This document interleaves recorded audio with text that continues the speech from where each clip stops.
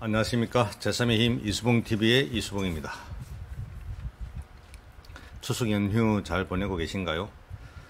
연휴 첫날 저는 그 촛불 집회에 참석하고 어제 이제 하루 쉬고 또 오늘 토요일 저녁 촛불 집회에 참석합니다. 그 연휴가 연휴 같지가 않습니다. 근데 가만히 생각해 보니까 우리나라 자영업자분들, 장사하시는 분들 심정이 새삼 좀 이해가 되더라고요. 항상 또 쉬는 날에 가게를 생각을 해야 되고 가게문을 열어야 되니까 이런 거 보면 참 우리나라는 그래도 월급 받고 생활하시는 분들이 최고다 이런 생각이 들기도 합니다. 자, 오늘 이야기는 조국 문제를 어떻게 할 것인가, 그리고 이런 상황에서 한국 정치, 특히 바른미래당을 중심으로 하는 제3의 정치 세력들은 무엇을 해야 하는가에 대한 말씀을 좀 드릴까 합니다. 그 조국 관련된 사태를 보면서 그 통상적 상식이 다 무너지는 그런 경험들을 하고 계신 분들이 많죠. 설마 저렇게 하자가 많은 사람을 대통령이 임명하겠어? 그리고 뭐 그래도 진보 뭐 또는 민주당을 지지했던 분들은 그 문제는 좀 있지만 다 생각이 있겠지. 흠 없는 사람이 어디 있나? 뭐 그 정도는 금수저들이 다 해왔던 거 아니냐? 뭐 그런 식으로 이제 합리화하면서 자신들의 행동을 설명하려고 하는 그런 경향을 좀 보이죠. 근데 이게 그렇게 쉽게 생각하시는 문제가 아닙니다. 낙엽 하나 떨어지는 것을 보고 천하에 가을이 온 것을 안다 하는 말이 있죠. 조국 한 사람 처리하는 것을 보면 아, 이게 이제 나라가 망하겠구나 하는 생각을 해야 될 겁니다. 정치하기 싫다. 조국 하나 임명하는 것도 못 막는 야당들도 너무 짜증난다.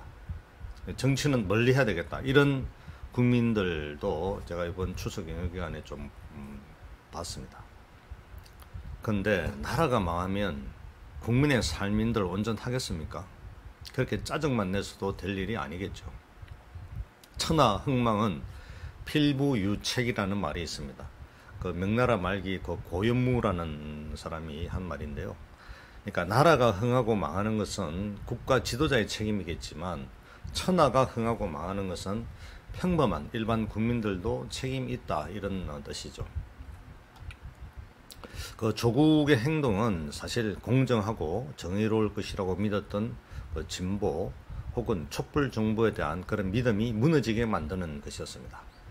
그런데도 그 김어준, 뭐 공지영, 또 이회수 등 많은 어떤 진보적 지식인들이 그것을 부정하고 조국을 편들고 나섰지요. 이거는 전형적인 집단적 인지 부조화 상태에 빠진 겁니다. 그러니까 인지 부조라고 하는 것은 사람은 자기의 잠재적인 성향과 모순되는 메시지를 받았을 때 인지적 부조화가 생기고 그것이 자기의 관여도가 높은 것에 관한 메시지일수록 심하게 나타난다고 합니다. 이게 이제 심리학적 용어인데요. 좀 쉽게 말씀드리면 이솝우화에 여우가 높은 나무가지에 달려있는 포도를 따먹으려고 하는데 너무 높아서 못 따먹으니까 어떻게 합니까? 그냥 포기하죠. 포기하는데 그냥 포기하는 게 아니라 저 포도는 쉬어서 어차피 못 먹을 거야. 뭐 이렇게 자기 합리화를 하죠. 그러니까 진보는 선이고 문재인 조국은 또 그 선이다 이렇게 생각해 오던 사람들이 갑자기 그 정체가 이제 드러나니까 평소에 자기 신념과는 다른 상황을 인지하게 되고 그래서 심각한 혼란에 빠지게 되는데 이때 사람들은 세 가지 유형으로 나타납니다. 첫 번째는 피해버리거나 두 번째는 나름대로 해석하거나 세 번째는 아예 잊어버리는 이런 경향을 보인다고 해요. 그런데 이 두 번째 입장이 문제인데 이 혼란을 피하기 위해서 나름대로 해석하는 행동을 보이는데 이때 보통은 자기의 신념을 바꾸는 게 힘듭니다. 그래서 이른바 자기가 보고 싶은 것만 보고 듣고 싶은 것만 듣는 확정 편향적인 그런 행태를 보입니다. 조국 딸이 다른 사람은 한 학기에 한 번 150만 원 받는 건데 그 6학기에 걸쳐서 200만 원씩 1200만 원을 받았다든가 또는 사모펀드라고 하는 게 사실은 그 공직자가 하면 안 되는 거거든요. 근데 그게 법적으로는 하자가 없다고 하는 그런 말을 그냥 그대로 믿어버린다든가 평소 같으면 이게 참 애매한 비판을 했을 사람들이 다 이런 것들에 대해서 그냥 무시해버리는 이런 사태가 일어납니다. 이런 확정 편향적 태도가 얼마나 무서운가 하면 사람과의 관계를 파괴하기도 하지만 국가적 차원에서는 엄청난 피해를 주기도 합니다. 그 단적에 내가 이제 진주만 사건, 이게 이제 하나의 예인데요. 예컨대 이제 1941년 12월에 일본이 이제 선전포고 없이 진주만을 폭격하지 않습니까? 이때 미국이 7척의 전함 중에 5척을 잃었고 200대 항공기가 다 지상에서 파괴돼 버렸죠. 근데 이미 2주 전에 이 그 미태평양 그 총사령관 키물 제독이 워싱턴으로부터 일본의 급습 가능성이 있다는 여러 가지 경고를 받았어요. 뭐 무슨 그 암호문에 뭐 나온 문구라든지 또는 그 공격하기 전에 일본 항공모함의 위치가 파악이 안 된다든지 이런 징조들이 다 있었습니다. 근데 이런 징조들을 진주만은 안전할 것이라는 자기 신념에 빠져가지고 그에 반대되는 증거들은 전부 다 싹 무시해 버렸어요. 이처럼 자기 생각과 일치하는 정보만 보고 받아들이는 그런 심리를 확정 편향이라고 하는 거죠. 자, 촛불혁명은 문재인 정부에 의해서 배신당했습니다. 그런데도 아직 이것을 무시하는 수많은 진보 지식인들이 있습니다. 말하자면 확정 편향에 빠져 있는 겁니다. 이걸 전문용어로 제 눈에 콩깍지, 좀 더 쉽게 사기당하고 있다. 그런데 그러니까 배운 사람이고 지식인인데도 불구하고 이런 이 사기를 당하는 그 이유가 뭘까요? 그러니까 이런 확정 편향이 왜 심하게 나타날까요? 그거는 그 대상의 특성, 그러니까 조국 같은 그런 초엘리트가 가지는 일종의 상징성, 갖는 그 심리적 특성, 이런 것들을 잘 이해하지 못하면서 더 강하고 오래가는 그런 경향도 있습니다. 혹시 태양은 가득히라는 알랑들롱이 나왔던 그 영화 기억하시나요? 그게 이제 그 영화가 리플리 증후군을 소재로 한 영화죠. 미국의 예루 소설가 패트리사 하이스미스라는 그 작가가 이제 쓴 재능 있는 리플리시라는 그 소설 제목입니다. 이게 그 주인공 이름인데요. 이 호텔 종업원으로 일을 하는 그 리플리가 재벌의 아들의 친구인 디키를 죽이고 그 죽은 친구로 자기 신분을 위장하죠. 그래서 아주 재미있게 잘 살아갑니다. 근데 이제 완전 범죄로 끝나는 게 아니라 이제 리키가 이 시체가 발견되면서 이제 진실이 드러나는 이런 소설이죠. 이제 태양은 가득히라고 하는 1920년도 나왔던 그 영화가 이제 이런 그 주제를 소재로 한 건데요. 이게 굉장히 많이 이런 그 사람들이 있었습니다. 우리나라에서는 유명했던 게 이제 2007년도 신정아씨 학력위조 사건이죠. 이거를 이제 영국의 그 인디펜던트가 이제 보도하면서 이 용어가 이제 굉장히 널리 알려졌습니다. 그래서 우리나라 같이 학력이 그야말로 어떤 그 재능과 능력의 기준이 되는 이런 사회에서 한국 사회 병폐에서부터 이런 게 비롯이 되었다. 이제 이렇게 해서 한국형 리플리 증후군이 화제가 됐는데, 어쩌면 이렇게 이 자기 자식에 대한 그 학력을 만들어 주려고 하는 그런 집착, 이런 부분도 어느 정도 이렇게 연결이 좀 돼 있겠죠. 근데 문제는 여기에 피터팬 증후군이 더해지면 사실 대책이 없습니다. 피터팬 증후군 이라고 하는 거는 뭐냐면, 아시죠? 피터팬. 그러니까 책임감은 낮고 이상은 높지만 이를 실천한 능력, 그리고 의사결정 능력이 취약한 이런 사람들을 피터팬 증후군에 빠져 있다. 이제 이렇게 하죠. 이게 이제 영국 동화 주인공이지 않습니까? 그 네버랜드라고 하는 그 꿈과 공상의 어떤 세상에서 자유롭게 누비는 영원한 소년이죠. 이게 이제 그 미국의 그 카일리라고 하는 인삼 심리학자가 1983년도 자신의 저서 피터팬 증후군에서 이런 그러니까 신체적으로는 어른이 되었지만 책임을 지고 싶지 않아서 스스로의 의지로 뭔가를 결정하지 않으려고 하는 그런 심리 상태가 있다.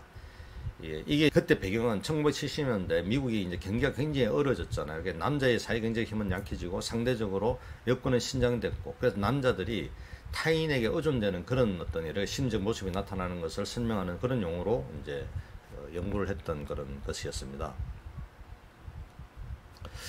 자, 한번 보십시오. 그러니까 이런 그러니까 정치를 이해하는 데서 이 사회 심리가 차지하는 게 굉장히 중요합니다. 그냥 경제 결정론으로 해석되는 게 아니거든요. 이제 그렇게 보면 지금 이렇게도 볼 수 있을 것 같습니다. 좌파, 한국의 진보 좌파들은 이상은 굉장히 높잖아요. 근데 이것을 실천할 능력과 그런 전망은 좀 부족한 편이죠. 그런데다가 한국 사회가 경기는 이제 침체되어 있고, 그래서 남성들의 사회 경제의 힘도 굉장히 약화되어 왔죠.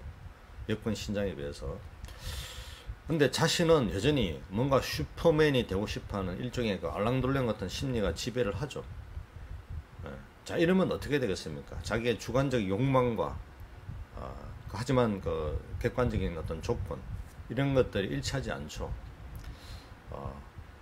그런데 자기의 어떤 그런 욕망을 또는 그 슈퍼맨 같은 이미지를 유지하려면 어떻게 됐습니까? 뭐 저는 근데 이제 캔디의 그 테리우스 같은, 그러니까 남자들이 사실 로망이기도 했지만 여성들의 로망이기도 했죠.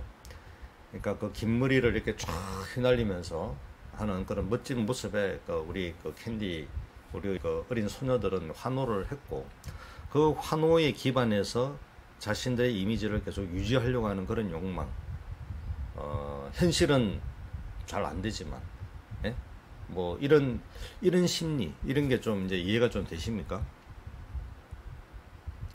그러니까 피터팬과 같이 능력은 없지만 이상은 높은, 그리고 그 능력 없음을 인정하기 싫어하는 그런 그 리플리 같은 그 알랑돌롱의 그런 심리가 결합을 하면 오늘처럼 엉터리 진보 좌파들의 이미지 상징 조작에 의존하는 그런 정치 행태들이 이제 설명이 될 수 있을 거라는 생각입니다. 자, 제가 약간 좀 이렇게 그 뭐라고 해야 될까요? 좀 냉소적으로 말씀을 드렸지만, 이거는 어떻게 보면은 그냥 이 친구들 혹은 뭐 일반인들이 하는 거야 큰 문제가 되겠습니까? 하지만 이런 것들이 국가를 책임져야 될 지도자들이 이런 심리 상태에 빠져 있다고 하면 그건 어떻게 되겠습니까? 그래서 나라가 망하는 것을 의미하고 우리 국민들의 삶도 망가지는 것을 의미하는 것이겠죠. 제가 지금 오늘 말씀드리고 싶은 진짜 중요한 이야기는 지금부터입니다. 도대체 왜 이런 인지 부조화 그리고 확정인 편향이 하필 조국 구하기에서 이렇게 극명하게 나타나는 것일까요? 그것은 제가 볼 때는 비극적인 한국의 정치사가 있었기 때문이라고 생각합니다. 보수 집단이 했던 가장 큰 잘못을 전 두 가지를 꼽자라고 하면, 그건 첫 번째는 광주 학살, 두 번째는 IMF 구제금융 사태였다고 생각합니다. IMF 구제금융으로 서민들의 굉장히 삶을 다 파괴시켰잖아요. 광주 학살로 국가에 대한 신뢰를 다 무너뜨렸지 않습니까? 그거 다 보수 정치 세력이 했던 거잖아요. 그래서 좌파가 아무리 잘못해도 선뜻 보수를 지지하겠다는 그런 국민 정서가 이렇게 되지 못하는 그런 것입니다. 저는 그래서 한국의 현재 문제를 해결하기 위한 정치권의 가장 중요한 과제로 빨리 보수로 돌아가자, 이거 안 되는 이야기입니다. 그렇다고 지금 진보의 엉터리 진보가 보여주는 이런 것도 안 되는 거잖아요. 보수 해봤고 진보도 해봤잖아요. 한국 안 바뀌지 않습니까? 그래서 실제 한국을 바꿀 수 있는 구체적 정책을 가지고 정계 개편을 해야 된다, 그렇게 생각을 합니다. 제가 바른미래당의 그 TF 위원장으로서 통합개혁정당을 만들어야 된다는 그런 그 과제를 제가 생각할 때 저는 그렇게 생각합니다. 그런 보수 이념, 진보 이념 쓰레기통에 빨리 쳐넣자. 그리고 정말 국민들, 서민들의 의견을 수렴하는 그런 구체적 정책을 딱 중심에 놓고 그 정책을 가지고 당의 비전, 당의 방향을 정하고 단결하자, 이렇게 주장하는 이유입니다. 이제 우리 국민들은 그런 진보에 속고 보수의 환멸을 느끼는 우리 국민들과 연대하고 손을 잡아줘야 된다 생각합니다. 그런 의미에서 저도 이렇게 역할을 하기 위해서 지난 수요일 그 36만 당원 상대로 우리 바른미래당에서 정책 공모가 나갔습니다.